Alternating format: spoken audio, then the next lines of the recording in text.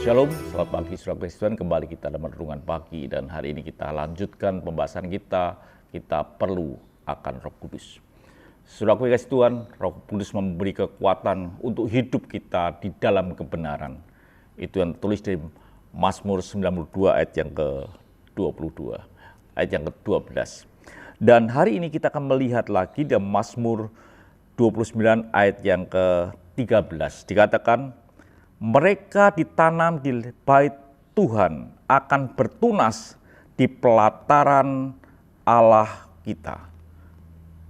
Jadi saudaraku yang kasih Tuhan, orang yang punya pengurapan Roh Kudus ini hidupnya akan berbuah, akan menghasilkan buah. Roh Kudus memampukan kita untuk kita ini menghasilkan buah. Artinya tanpa Roh Kudus kita tidak akan menghasilkan apa-apa. Buah kita hanya buah yang akan fana saja. Tetapi Roh Kudus akan membuat kita, mereka yang ditanam di bait Tuhan akan bertunas di pelataran Allah kita. Akan bertunas di pelataran Allah kita. Jadi kalau saudara ingin hidup saudara ini menghasilkan buah, maka saudara perlu yang namanya Roh Kudus. Tinggal di dalam hidup kita.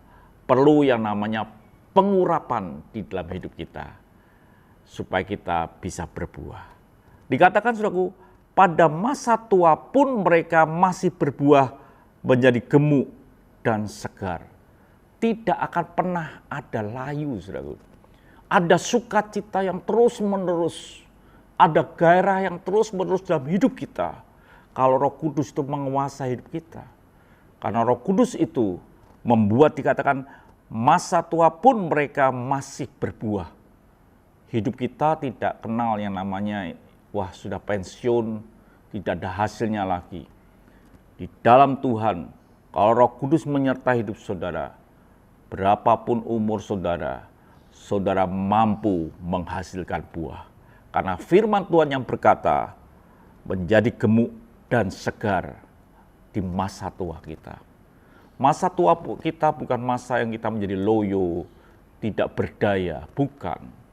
Tapi Roh Kudus membuat masa tua kita menjadi tetap berbuah dan menjadi gemuk dan segar. Itu saudara kasih Tuhan dalam hidup kita perlu yang namanya Roh Kudus. Supaya hidup kita ini betul-betul mengalami sesuatu yang luar biasa. Dikatakan di dalam Mazmur 92 ayat yang berikutnya, pada masa tua inilah kita tetap akan berbuah senantiasa. Berapa usia saudara hari ini? Kalau saudara tua, ketika Roh Kudus ada dalam hidup saudara, akan berbeda dengan orang lain.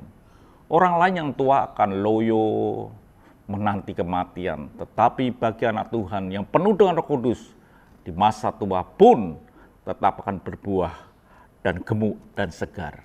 Tuhan memberkati, mari kita berdoa. Terima kasih Bapa, biar hidup kami ada hidup yang penuh dengan Roh Kudus. Di masa tua pun kami tetap menghasilkan buah. Haleluya, amin.